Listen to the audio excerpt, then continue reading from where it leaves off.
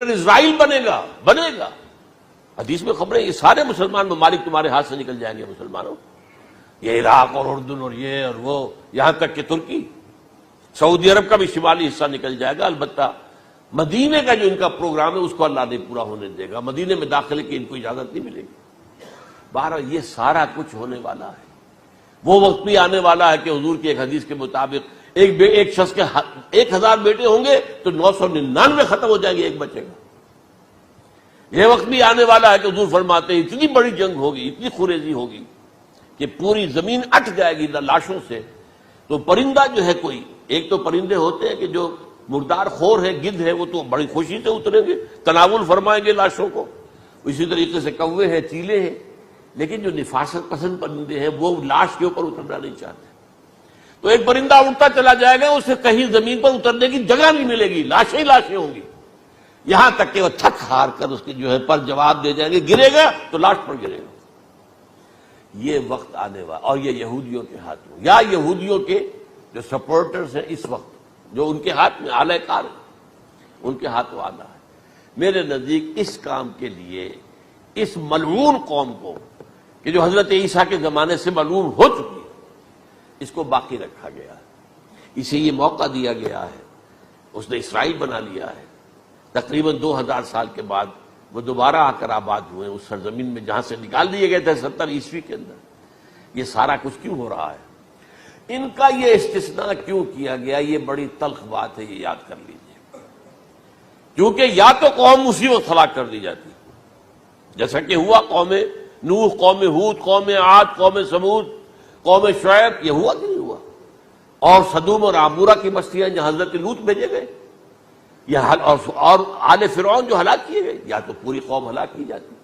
نہیں، یہ یوں سمجھیے کہ اس پورے معاملے کو درمیان میں سے ایک وقفہ دے دیا گیا، حضرت عیسیٰ کو اٹھا لیا گیا، اور حضرت عیسیٰ دوبارہ آئیں گے۔ یہ کیوں کیا گیا؟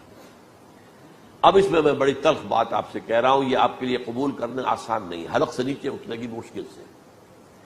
اس قوم کو زندہ رکھا گیا ہے جو ملعون اور مغضوب علیہم قوم ہے۔ سب سورہ فاتحہ میں مفسرین لکھتے ہیں ضالین، یہ نصارہ ہے، اور مغضوب علیہم یہ یہودی ہیں۔ اور قرآن کہتا ہے لعن الذین کفروا من اہل الکتاب علی لسان داؤد وعیسی ابن مریم، لعنت کی گئی ایک ملعون اور مغضوب قوم کے ہاتھوں آخری امت محمد، اور اس کا بھی بہترین حصہ، اس پر عذاب ان کے ہاتھوں آئے گا۔ عربوں پر عذاب یہودیوں کے ہاتھوں، اس لیے ان کو بچایا گیا۔ یہ میں نے کئی دفعہ واقعہ سنایا، مولانا اسلائی صاحب بتایا کرتے تھے، کیونکہ وہ راجپوت تھے، یو پی کے راجپوت، مشرقی حصے کے، کہ ہمارے ہاں کوئی نوجوان اگر کوئی بڑی گری ہوئی حرکت کرتا تھا تو اس کے سر پر چمار کے ذریعے، چمار کے ہاتھوں جوتا لگوایا جاتا تھا۔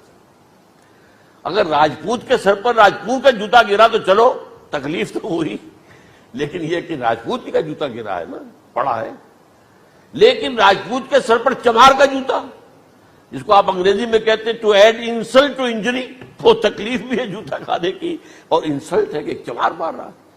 یہ امت سب سے خیر امت ہے، کنتم خیر امت اخرجت للناس۔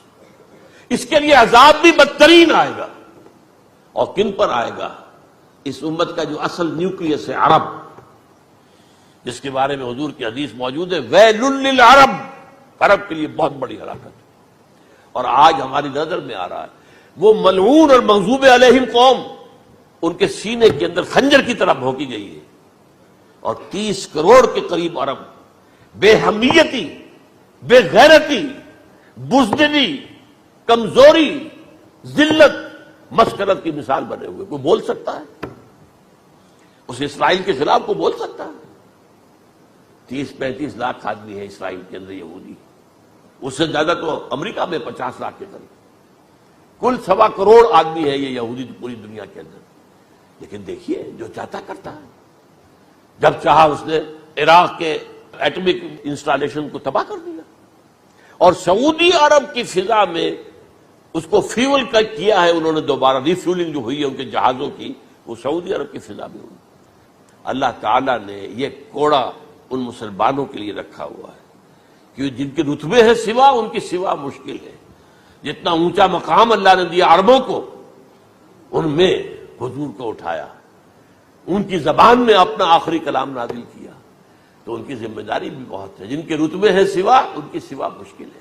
یہ ہے میرے نزدیک، واللہ اعلم۔